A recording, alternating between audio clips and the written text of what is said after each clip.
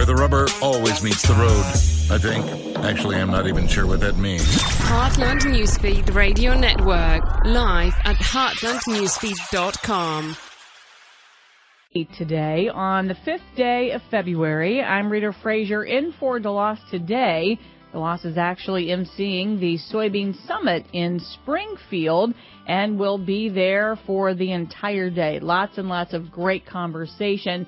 We will, though, hear from Mark Gebhardt, Governmental Affairs and Commodities Executive Director.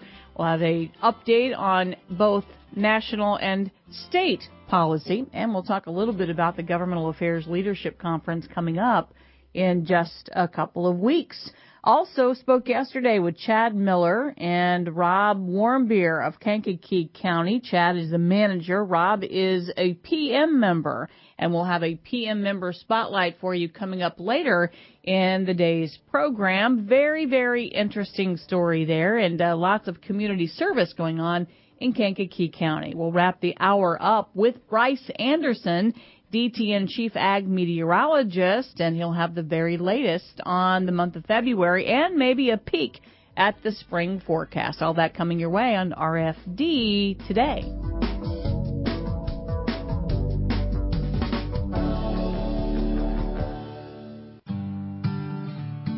Hi, I'm April Jewell, a teacher in Ballard County School District in Kentucky. Last year, we received word that our school had been selected to receive a $25,000 grant from the America's Farmers for Rural Education Program, sponsored by the Monsanto Fund, a philanthropic arm of Bayer.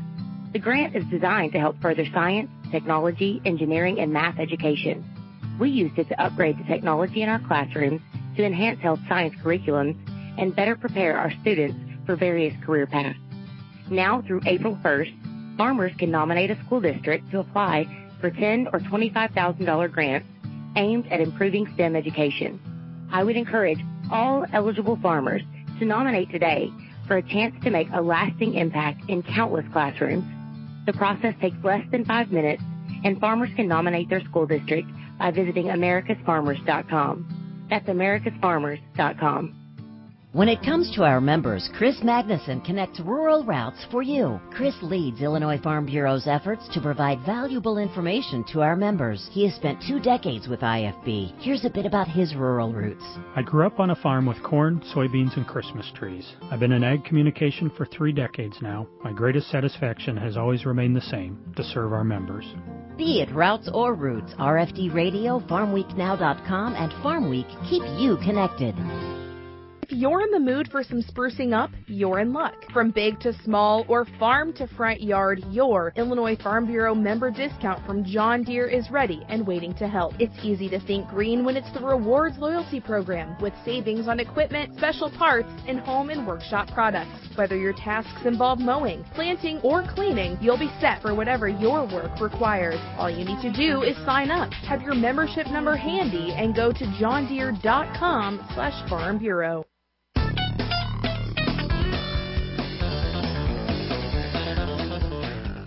Back. Joining us in studio, Executive Director of Governmental Affairs and Commodities at Illinois Farm Bureau, Mark Gebhardt is in studio. Mark, how are you?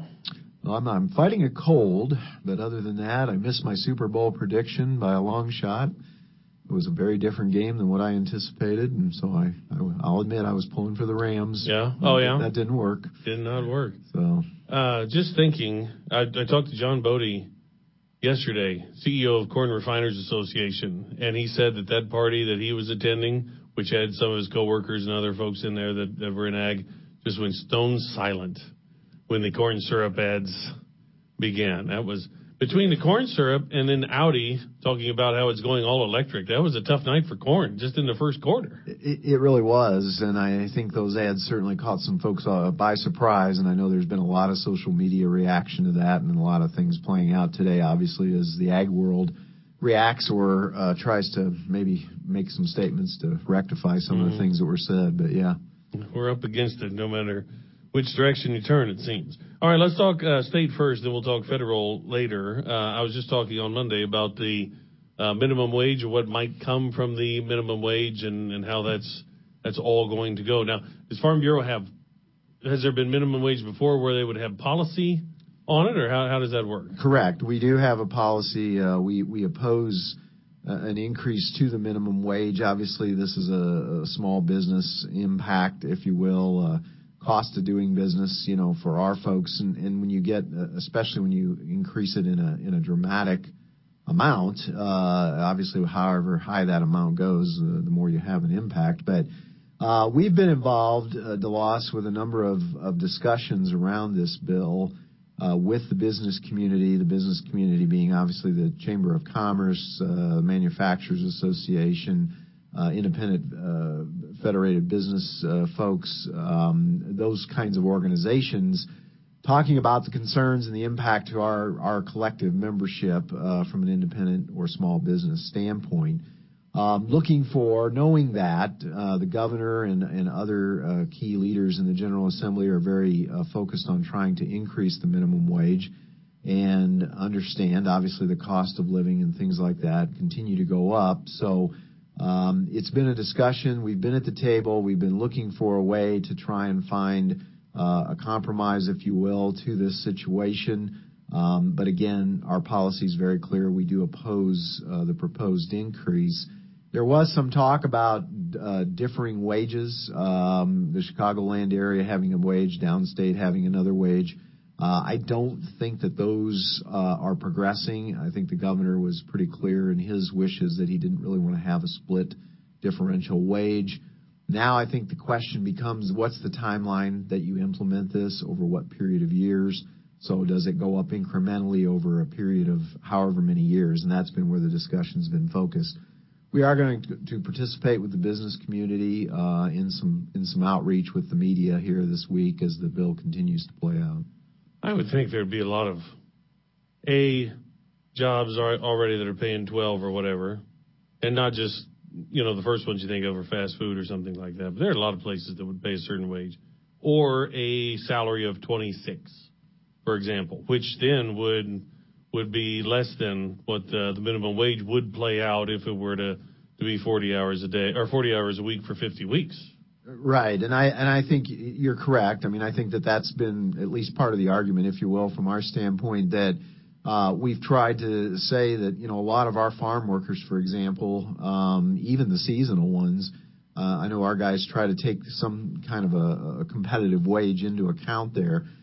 So I do think a lot of that is already occurring, and I think, again, that's the concern as you mandate a law and say, it's going to go from this to this and then incrementally increase over a period of time up to certain levels. It locks you into some things, and again, it's a cost of doing business. And I don't want to talk just about the farm economy. I mean, everyone has their own economic issues, whatever type of business they're in. But we all know that within the farm economy, certainly we're not in flush years. And so it is even more of a concern for a lot of our folks when you talk about these kinds of issues. Meanwhile, still a couple of openings to be had and still a lot of meet and greet, I assume, down in Springfield. Absolutely. We're still trying to get around, meet all of the new members of the General Assembly. We've been working in a coalition approach to that with the other ag groups. I think that's a real positive for us to be able to work with the commodity organizations, both crop and livestock, and try to kind of split up, if you will, the role, and not just the new folks, but we try to make sure we reacquaint ourselves with the returning members of the General Assembly and make sure they know what our issues and priorities are for the upcoming year. So we've been about that. And then from the standpoint, obviously, with the new administration, we know who some of the new agency directors are, but not all. There's still a couple of agencies out there that are open as we speak today, that being the Department of Natural Resources and the Department of Transportation being two of the bigger ones, at least that we work with.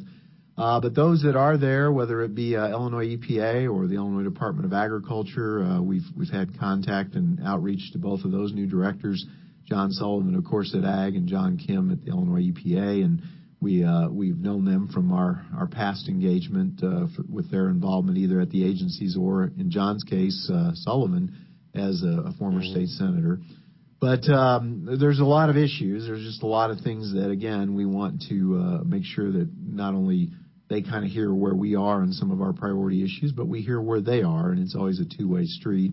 And so we've had that ongoing, and that'll continue really for the next several weeks. Takes a while, and even as bureau chiefs come in, chiefs of staff, legislative liaisons, those are all folks on those staffs that we have to have a relationship with.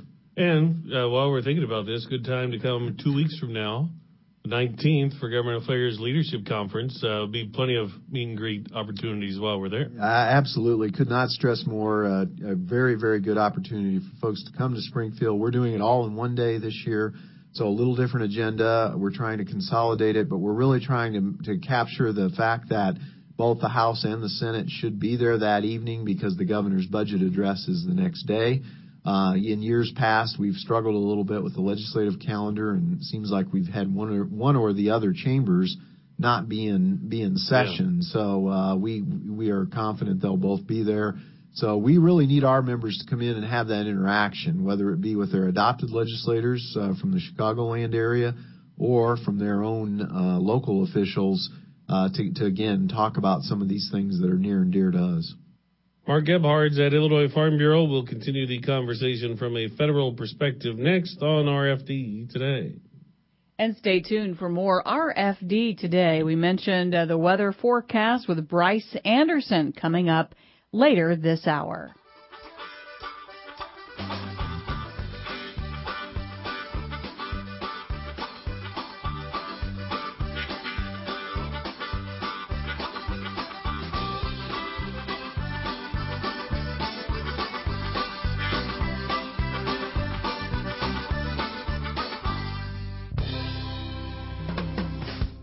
Farm Week and FarmWeekNow.com journalist Dina Stroish connects rural routes for you. From the Farm Bill to crop insurance to GMO labeling, her expertise is apparent in the stories she reports. Here's a bit about her rural roots. I get to meet interesting people and share their stories, and I get paid to do it. I cover ag policy and really enjoy keeping the farming community updated on these important issues. Be it routes or roots, RFD Radio, FarmWeekNow.com, and Farm Week keep you connected. Farm, family, food. Those three words best describe Illinois Farm Bureau. Farm. For 100 years, Farm Bureau in Illinois has represented and served the men and women who make Illinois one of the top food-producing states. Family. At the heart of rural Illinois are traditional farm families who work together through Illinois Farm Bureau. And food. Farm Bureau families are proud to grow the healthy food they provide their families and yours. Farm, family, food. The heart of Farm Bureau in Illinois. Leading your family farm is what you know best. Paying bills, making marketing decisions, and leaving the farm better for the next generation.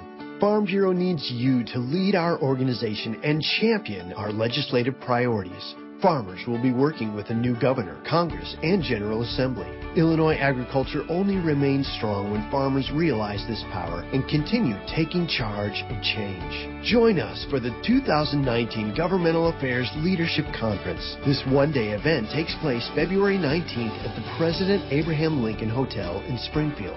Hear from keynote speaker Jesse Waters, co-host of The Five and host of Fox News program Waters World. Don't miss this opportunity to cover policy information, state and national legislative updates, and end with a legislative reception with members of the Illinois General Assembly. Register today and start taking charge of change. Contact your county farm bureau or visit ilfb.org/GALC for more information. I have a lifetime of experience as a financial planner, a lawyer, a homemaker, an educator, a mechanic, a nurse. You know what I am now? I'm a Senior Corps RSVP volunteer. I build homes and young minds. I build parks and playgrounds. And support our nation's veterans. I build gardens and help families with their finances. I build healthy futures. And organize disaster relief. I build teams and friendships. And families. I build lives and communities. And myself. I'm a builder, and I lead by experience. How about you? Join Senior Corps RSVP. Lead by experience. At seniorcorps.gov. Mark Gebhard's at the Illinois Farm Bureau. We've been talking state issues, have plenty of federal thoughts as well, especially ahead of the State of the Union address, and can't help but think about China as well. Chinese New Year, so they may not be purchasing anything this week, but hopefully before then, some things went pretty well. Yeah, it sounds like, at least we're optimistic, it sounds like there was progress made with the recent discussions in Washington around the trade issues and trying to find a way forward to address these issues with the Chinese government. So far, so good. I know that March 1st is that imposed deadline that the president has put out here, that we need to find a way forward, find compromise, find concessions to the issues that we've been discussing with them, or the tariffs will increase to a higher level. And obviously that concerns us because, as you know, DeLoss, we have the lion's share of the soybean market in that country. They have indicated they are making steps forward to purchase more, but it still pales in comparison to the totality of that market when you look at what the Chinese have been purchasing from us in past years. So we very much want to find, again, a positive way forward there. And then really the other big issue, and I think in some ways an even bigger issue, is the ratification of the United States-Mexico-Canada Agreement, or the USMCA. So there's two or three things here. One is the ratification by our Congress, but obviously it has to be ratified by the other two countries. And for that to happen, the Section 232 aluminum and steel tariffs, I know, are going to be a sticking point. If they are not lifted, I think it's going to be difficult to get Canada and Mexico to ratify that agreement. So that's out there. Then this talk about pulling out of the current NAFTA, if we don't ratify, is even more concerning, because that's going to be a very, very big hit to us in agriculture. When you lose your leverage, if that were to take place, because that just gets the clock ticking, and now everyone's watched that clock tick, say, okay, we can pass this if, and then what's going to be on the other side of that if? Great question, and I think that's kind of the game, if you will, of chicken that you're playing here, is who has the leverage and who doesn't. If you pull that, I know the president's talked about using that as leverage to get folks to agree to it, but all sides suffer, and for agriculture, at least some of the numbers I've seen, there's in excess of $4 billion worth of trade that could be impacted immediately with both countries just from the ag side in an immediate way if you don't get this ratification done, or you pull out, I should say, of the current NAFTA. So it's concerning, and we certainly, as we go out the next few weeks to Washington, either with our leaders group in March, or we have an opportunity, we'll be out there in a couple of weeks with some other folks talking about again finding a positive way forward here to get this ratification to occur. Well, that's one of those as well, because it got signed last fall by the leaders, but wasn't ratified. So you forget about those things that need to be done. But I've heard several say that is the most important trade agreement. It really is, and again, not just agriculture. I mean, when you look at the amount of trade that we do with both countries on our borders, both the north and southern borders. It's a tremendously important issue, and there's so much at stake here in regards to, again, getting the ratification done. And, yeah, folks were ecstatic that we had the agreement signed. I think a lot of people thought, okay, good, we're done. We're not. It still has to get ratified by all of these governing bodies in the respective countries. Also, hopefully this doesn't come about, but you mentioned March 1 as a deadline for the Chinese deal, and just next week, all of a sudden, is middle of February about getting a budget deal done. And once again, the talk of it's one way to run the railroad, but not the most ideal. Well, yeah, and kind of where do you go with this? So we came through this government shutdown a month plus. We saw the impact that's had. We're still playing catch up now with a lot of reports that have bearing on our ag markets, that have bearing on implementing a farm bill. That's something we haven't talked about here today, but we need to get a farm bill rules done. We passed the bill, but again, we're not done. It's still a step that has to occur, and that's the rules to implement the bill. So allowing our members to get signed up for the programs in the commodity title and be able to utilize the bill, it's important. If we, and I think tomorrow night with the State of the Union, you'll obviously see, I think, where the president intends to try and go with this issue. I think he's going to be pretty adamant about, again, finding a way forward with the wall and the immigration issues and the border security. And so if we shut down again, what's that mean for us? It's not good. We certainly don't want the government shut down, and we've expressed the concerns around that. But as we've talked with folks, it's really out of a lot of people's hands and in the hands of a few that I hope can find a positive way forward. I guess you hope that eventually someone just says, look, whatever, let's just end this, whatever. But then you can concede to a lot.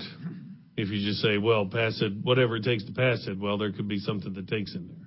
Yeah, and I think the other important thing, as it relates to this sort of debate about the dollars, I mean, the dollar's focused on the wall, but the other thing that I think you're going to start to see is what is the president's budget as it relates to moving forward with again, the implementation of some of these things. So, for example, is crop insurance funded at the full amount? Those kinds of things are going to be questions that we're going to be watching very carefully as we head into the next month or so. Pitchers and catchers report, February 13th. That's always an encouraging sign. That's when you know you're getting close, and before you know it, spring training games will be underway. So there we go. Should be an interesting season, as always. That's right. Mark Gebhardt's Illinois Farm Bureau on RFD today.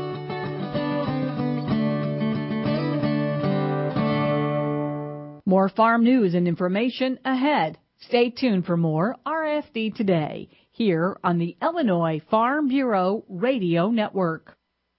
RFD Radio Network's Rita Frazier connects rural routes for you. Rita delivers passion and reliable information to listeners on the RFD Radio Network. Her radio career spans close to 3 decades. Here's a bit about her rural roots. I grew up on a small farm. My job today allows me to connect with people from all walks of life and experience opportunity every day. I get to talk about what I love, farming. Be it routes or roots, RFD Radio, FarmWeekNow.com, and Farm Week keep you connected. Corn. Thanks to Illinois corn farmers, you can see it just about everywhere here in the land of Lincoln. What you may not know is the unexpected places you can find corn, like your gas tank. 97% of all fuel sold in the U.S. is a 10% ethanol blend. And here in Illinois, we're a top producer of ethanol. Not only does it drive your car, it drives our economy. Be sure to proudly choose an ethanol blend at the pump the next time you fill up. Illinois runs on homegrown corn and Illinois-made ethanol. Visit ilcorn.org to find out more. A message from Illinois corn farmers and their checkoff. You're going to need me. You're going to need us. All of us. You're going to need our technical skills, our math, our engineering skills. You're going to need our help with your water, your air, your food. You're going to need our organizational skills, our problem-solving skills. You're going to need our determination, our honesty, our compassion. You're going to need the next generation of leaders to face the challenges the future will bring. And we promise, we'll be there when you need us. Today, 4-H is growing the next generation of leaders. Support us at 4h.org. All ag. All Illinois. All now. There are a lot of smartphone apps out there, but do they have what's important to us here in Illinois? The Farm Week Now app does, and it's always at your fingertips. All ag, all Illinois, and 24/7 where and when you need it for free. Go to your app or Play Store on your smartphone, hit search, type in Farm Week Now, that's one word, and download it today. Brought to you by Illinois Farm Bureau, where we're all about farm, family, and food. We know you want the best for your family. We do too. That's why Illinois farmers continually look for new ways to help. We're working with Mother Nature to preserve water, protect land, and provide food. From our fields to your table, we want what's best for all of us and for future generations to come. Learn more about conservation efforts at ilfarmersconserve.com. Preserving our water, protecting our land, providing our food. This message brought to you by Illinois Farm Bureau.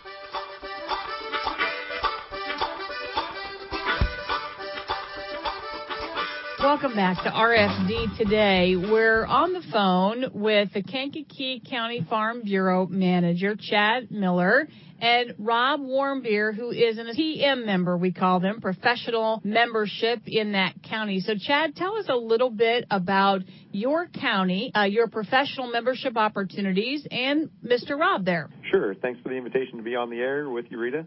The Kankakee County Farm Bureau was formed in 1912 as one of the first farm bureaus formed in the state of Illinois. So we're proud of that rich heritage, and we're also proud of the leadership that has brought us to this point.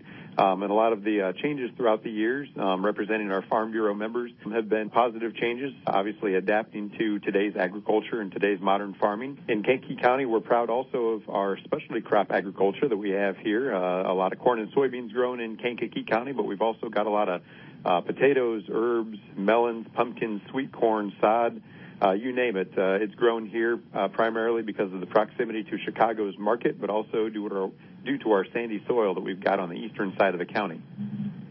And professional membership, tell us a little bit about, that opportunity and, how many members do you have in that category now? Well, this new professional membership classification was created a couple years ago by the Illinois Farm Bureau and at the direction of the Illinois Farm Bureau voting delegates that were there at the IFB annual meeting. And this new professional membership classification allows members of the Farm Bureau who are not involved in production agriculture but have an identity or a close tie to the agriculture industry to join as professional members. So this gives them a little bit more opportunity to connect and network with those in the agriculture community. And I think Rob Warmbier has taken full advantage of all the opportunities available, whether it's social activities and networking to get to know the others in your agriculture community, but also some leadership opportunities, working with our area youth, community service opportunities, also a lot of consumer outreach that we've conducted here at the Kankakee Farmers Market. Rob's participated in that, where we educate the non-farming public about modern agriculture, where their food comes from, and allows the non-farming public to interact and interface with those involved in the agriculture industry. Sounds good. Rob, tell us more about you, and how did you first hear about this opportunity with a PM membership at Farm Bureau? Well, I've been kind of involved with the Farm Bureau for a while. I grew up on a farm here just south of Kankakee County. Got a job at Hertz Farm Management, Real Estate and Appraisal. So with my job, I work a lot with farm operators in the area as well as crop input selection, things like that. So through my job, I kind of joined the Farm Bureau and wanted to get involved. And as Chad had mentioned, I'm not directly growing crops on my own, but managing land for absentee owners and things like that. So just been able to take advantage of the opportunity and really enjoyed it so far. Well, one of the perks, and there's several, one, you get that weekly edition of Farm Week. That's kind of cool. Yes, no, they do include a lot of good information in that, and I do enjoy receiving that. So, back to what you do and the people that you communicate with and work with and the young leaders involved, so that networking. Tell us about some opportunities that you've had to be able to take advantage of that aspect of it. Well, just with our different meetings and the community outreach that we do, I've met a lot of farmers in the area and just other professionals in the agriculture industry.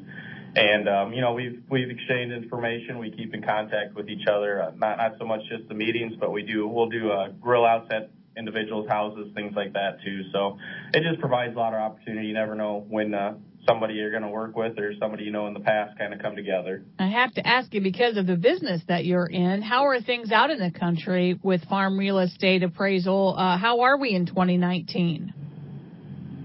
Well, it's, as most people know, the grain prices are down, especially soybeans. For the most part, people kind of accepted where everything's at, and they're putting up with it. Farmland real estate-wise, high-quality land still holds its value real well. It's not as much risk. It's a lower quality land that's getting a little harder to sell and taking a bigger discount.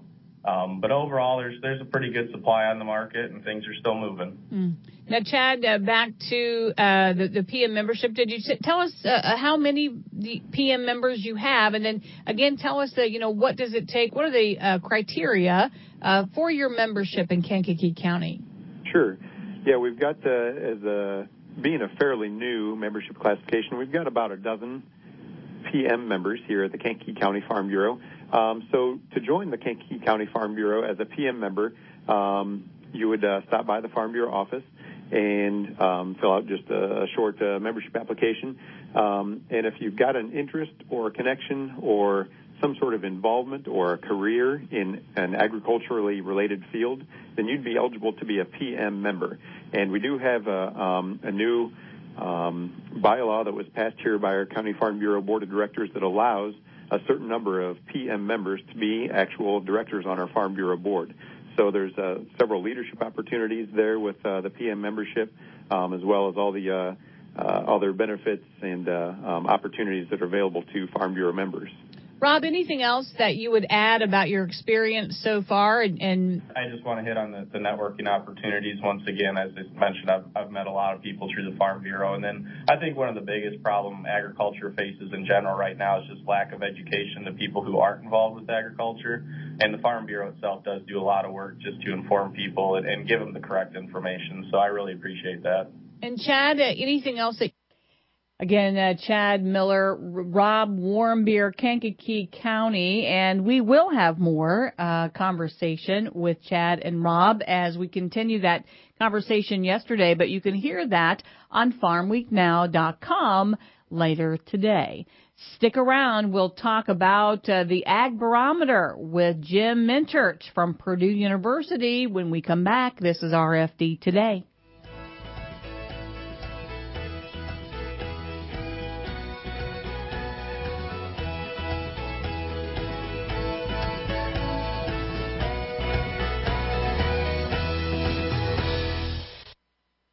Illinois farmers are using voluntary conservation practices to protect their farms, their communities, and the environment. On February 1st, the USDA National Agricultural Statistics Service, or NASS, mailed surveys to more than 1,000 farmers in Illinois to capture farmer implementation of the Illinois Nutrient Loss Reduction Strategy. If you received the survey, take a few minutes to complete it and return it in the prepaid envelope. Tell your conservation story. Visit ilfb.org/NLRS for more information. Farm Week and FarmWeekNow.com journalist Kay Shipman connects rural routes for you. For 3 decades, Kay has delivered important news. She covers everything from legislative issues to the latest in soil and water conservation. Here's a bit about her rural roots. I love covering so many aspects of agriculture and providing readers with the facts they need to make better decisions. I also get to work with farmers and meet new people along the way. Be it routes or roots, RFD Radio, FarmWeekNow.com, and Farm Week keep you connected. And let's take a look at your numbers here this hour in the commodity market update. We are still lower in the corn, soybeans, and the wheat. This hour, your nearby March corn down 1.5, 377 3/4. May down 1 1/4. September down 1 1/4, 397. New crop December corn down a penny at 401 1/2. March soybeans down 1.5, 917. May down 1.5. July down 3/4. August down 1 1/4, 949, and November new crop down a half at 957 1/2. In the wheat trade nearby, March wheat Chicago down 3 1/4, 522 1/2. May down 3 3/4, and out to September we are now down a nickel at 535 1/2. March soybean meal down 180, 308.80.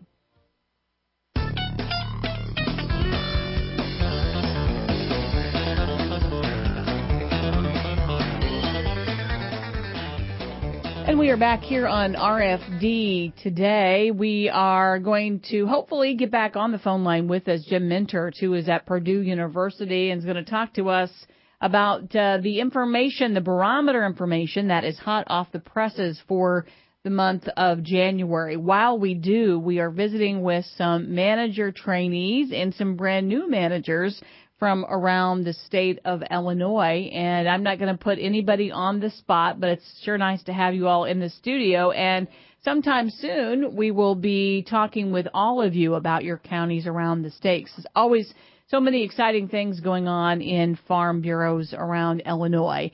Now, hopefully, we got Jim Mintert back. Jim? We do. All right. That's the second time that cut off on us, so hopefully we'll keep it on for the remainder of the show. But so hot off the presses, your January information, Jim. Tell us more about what you found out today. Well, our monthly survey of farmers across the nation revealed that they were substantially more positive about the ag economy in January than they were in December.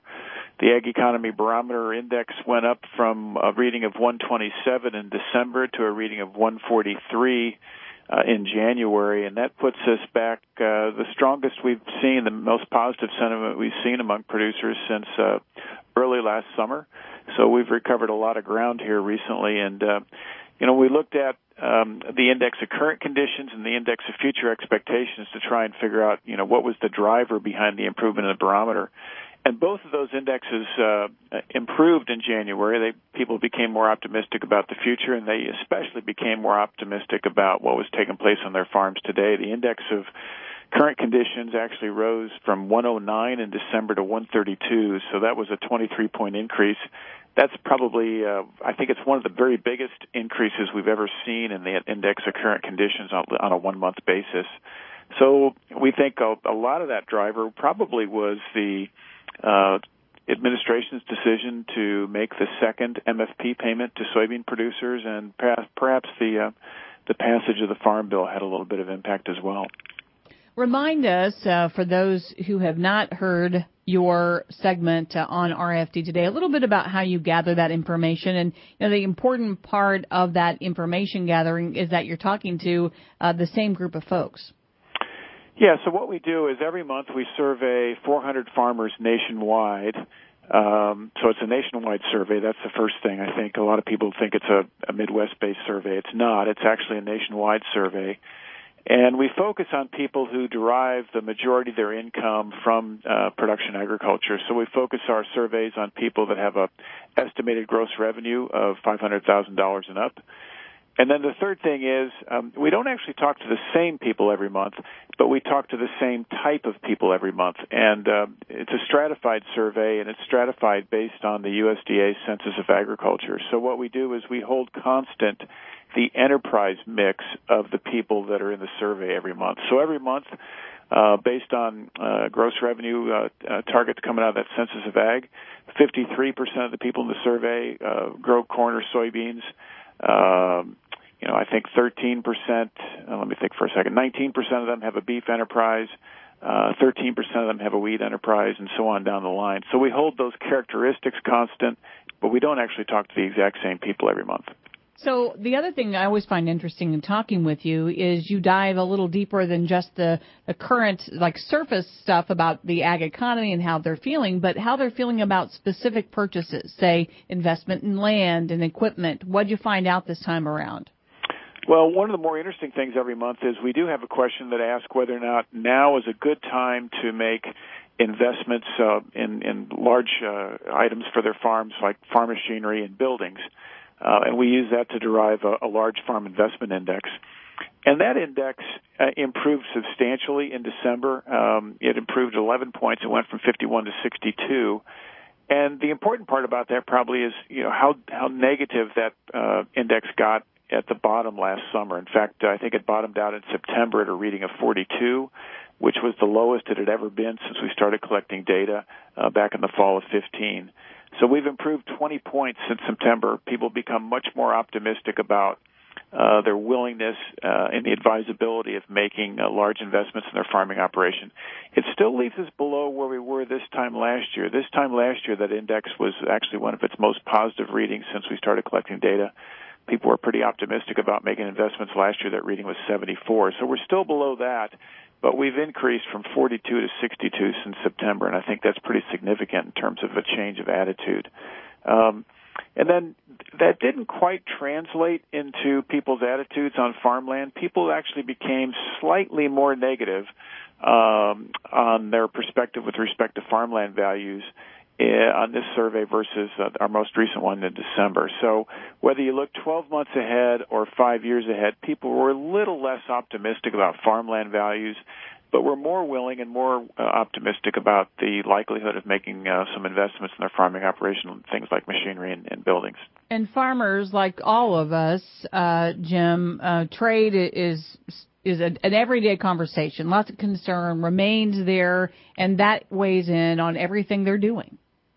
Well, it does, and we've been asking questions about trade and particularly asking people what they think is going to happen to ag exports looking ahead several years. In fact, we ask a question periodically to ask people, do they expect ag exports over the next 5 years to increase, decrease, or remain about the same? And when we compare the results in January to the results in December, people became a little more optimistic. I think in December, 59% of the people said they thought exports would increase. In January, that bumped up to 63%. And perhaps more significantly, the percentage of people that actually thought ag exports would decrease over the next 5 years was pretty high in December. It was 26%. That was as high as it's ever been in our surveys. In January, that dropped back to 7%. So when you put those two together, people became more optimistic about what was taking place on the trade front. Whether or not that's going to materialize is another question, but people felt better about what was taking place on the January survey than they did back in December. Just over a minute remains here. Maybe summarize the information today and your takeaways from this report. Well, it was definitely an improvement in optimism, and we think a good chunk of that probably did relate to the fact that people had just received, if they hadn't actually got the payment, they certainly had confirmation that they would be getting a second MFP payment. We think that was significant. We think the Farm Bill passage was probably a contributing factor, and you put that together with the fact that at least in most of soybean and corn country, a lot of the farmers in our survey were looking at record yields or near record yields. And that combination actually made their revenue picture for 2018 look quite a bit better than they thought it was going to look just a few months earlier. And I think those are probably the takeaways. Longer term, I think it's going to be interesting to see how this plays out with respect to what takes place on the trade front here over the next few weeks as we've kind of march down the path of more negotiations, especially with China. As you do each month that you're with us, give us the website where folks can see the complete report. So if you guys go to purdue.edu/agbarometer, you can see all the detail. We have the written report. There's a short video available.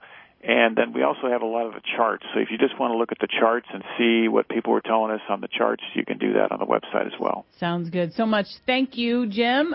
Purdue University, Jim Mintert with the CME Group Ag Barometer. We'll be back with more RFD Today. We'll talk weather with Bryce Anderson coming up next.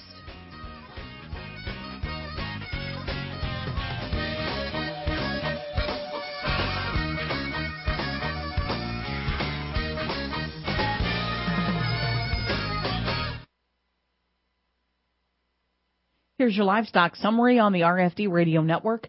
I'm Rita Frazier. April lean hog futures on the CME finished the day yesterday up 4.9% at 63.05.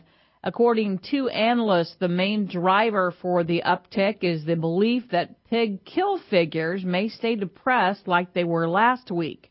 Meanwhile, large funds are believed to have engaged in short covering yesterday, possibly in reaction to the hog price being considered too low. Meanwhile, cattle futures were up.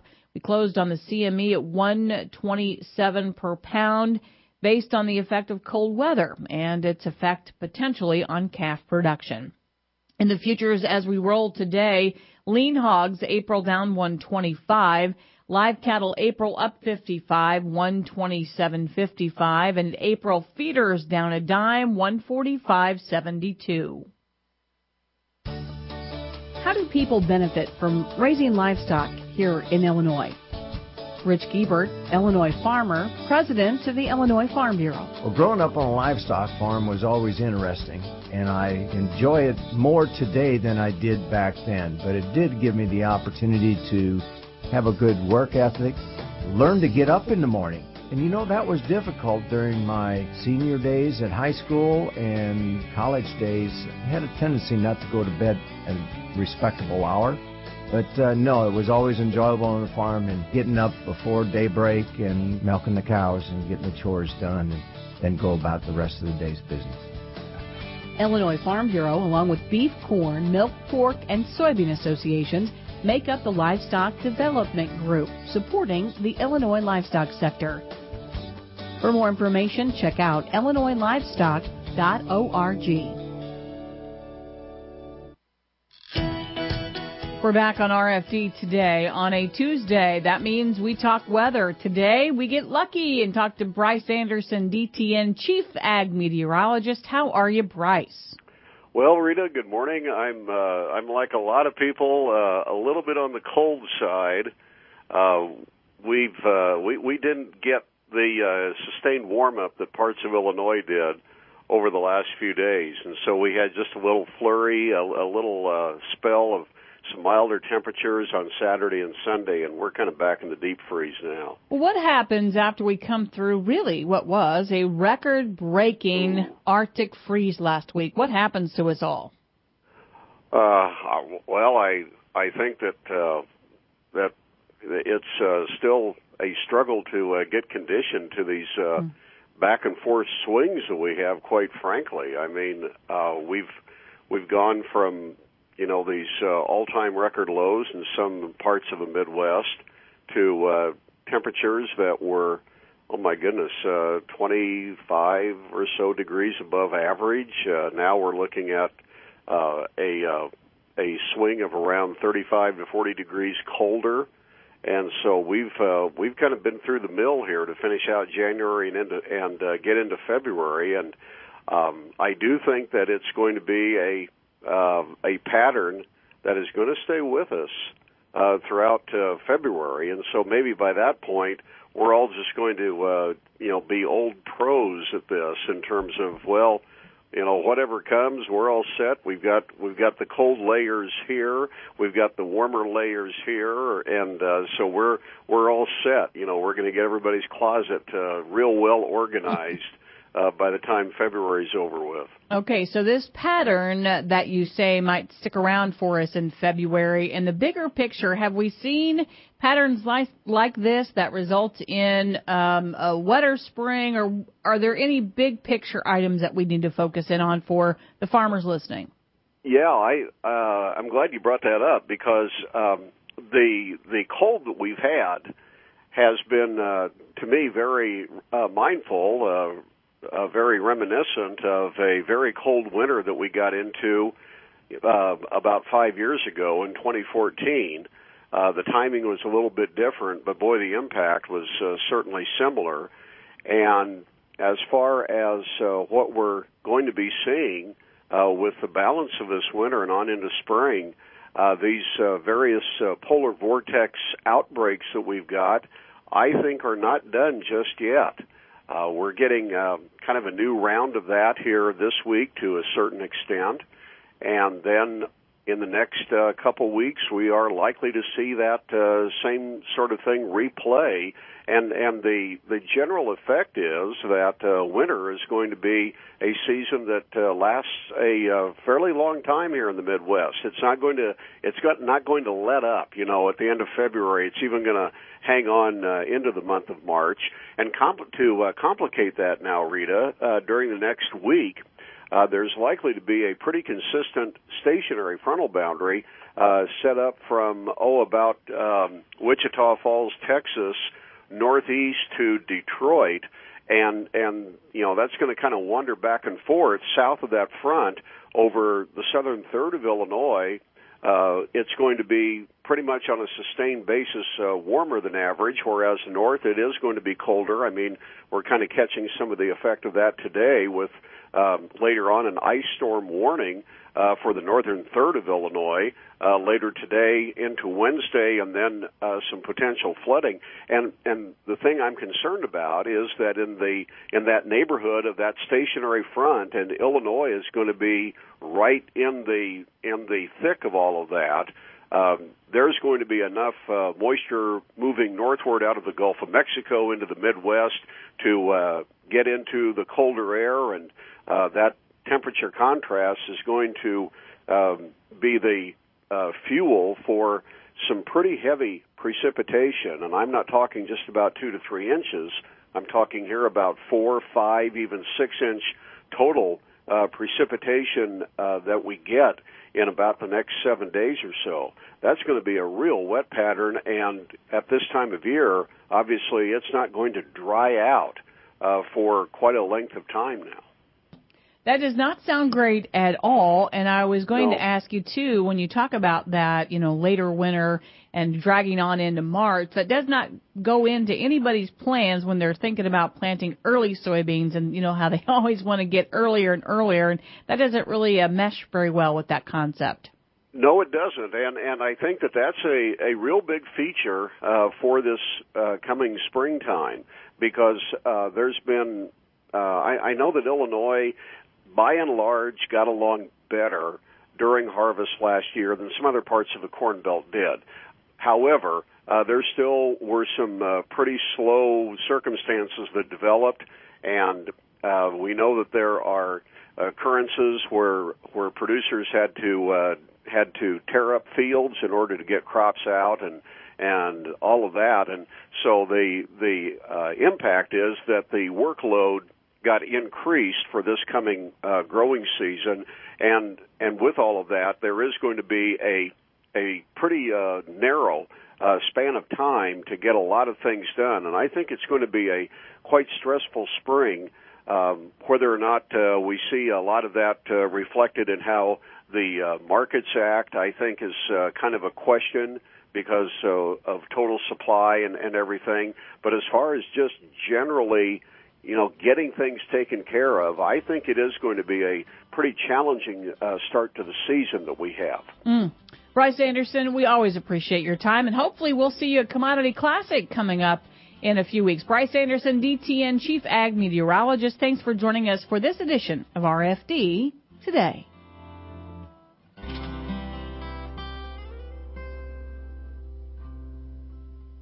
More farm news and information ahead. Stay tuned for more RFD Today here on the Illinois Farm Bureau Radio Network. Farm Week and Partners Magazine editor Chris Anderson connects rural routes for you. Chris shares her 4 decades of riding expertise by making sure each edition delivers the best information. Here's a bit about her rural roots. I was raised on a farm in Champaign County growing corn, soybeans, popcorn, pumpkins, and poultry. My top priority is to inform, educate, and even entertain Farm Bureau members. Be it routes or roots, RFD Radio.